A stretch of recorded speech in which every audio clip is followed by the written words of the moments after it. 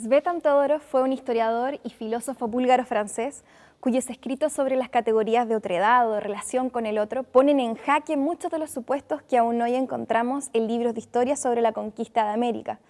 Para él la clave de la conquista estuvo puesta en el manejo de la comunicación y en cómo desde el inicio los europeos consideraron que los indígenas debían ser asimilados a toda costa. Todorov dice que Colón descubrió América, pero no a los americanos. Ahora, ¿por qué creen que afirmaría esto? Pues bien, porque los conquistadores nunca salieron de su propia forma de entender el mundo para tratar de entender a los indígenas. Si andaban desnudos, era porque les faltaba cultura. Si no eran cristianos, era porque no tenían religión ni conocían la verdad. A la hora de hablar de los indígenas, los europeos recurrían al uso de comparaciones, igual que lo hacemos nosotros, para entender lo desconocido con ayuda de lo conocido. Como cuando uno describe una ciudad nueva haciendo referencias con la propia ciudad natal. Pero la mayoría de las veces el interlocutor era un europeo. Se hablaba de los indígenas, pero rara vez a los indígenas. Y aquí nos advierte Todorov. Si el comprender no va acompañado de un reconocimiento del otro como sujeto, entonces esa comprensión corre el riesgo de ser utilizada para fines de explotación, tomar, y el saber quedará subordinado al poder. Esto fue el germen del genocidio de los amerindios. ¿Han escuchado hablar de la leyenda negra de la conquista?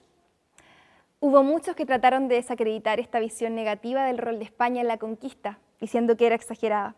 Pero déjenme decirles unos números. Según estimaciones, si en el año 1500 se contabilizaban cerca de 80 millones de personas en toda América, para mediados del siglo XVI la población había disminuido hasta 10 millones de personas. O sea, cerca de 70 millones habían muerto en cosa de un siglo. El caso de la conquista nos muestra las dos grandes figuras de la relación con el otro. El reconocimiento de la diferencia por parte de los conquistadores se puede degradar en desigualdad, es decir, en la definición de bueno, malo, superior, inferior, mientras que el reconocimiento de la igualdad corre a su vez el riesgo de degradarse en identidad, de asimilar al otro como yo quiero que sea, de religión cristiana o utilizando mi código de vestimenta, por ejemplo.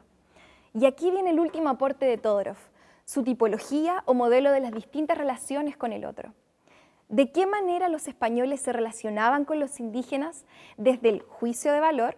El otro es bueno o malo, lo quiero o no lo quiero, es igual o inferior a mí, desde la acción de acercamiento o alejamiento con el otro, adopto los valores del otro, me identifico con él o asimilo al otro a mí, imponiéndole mi propia imagen.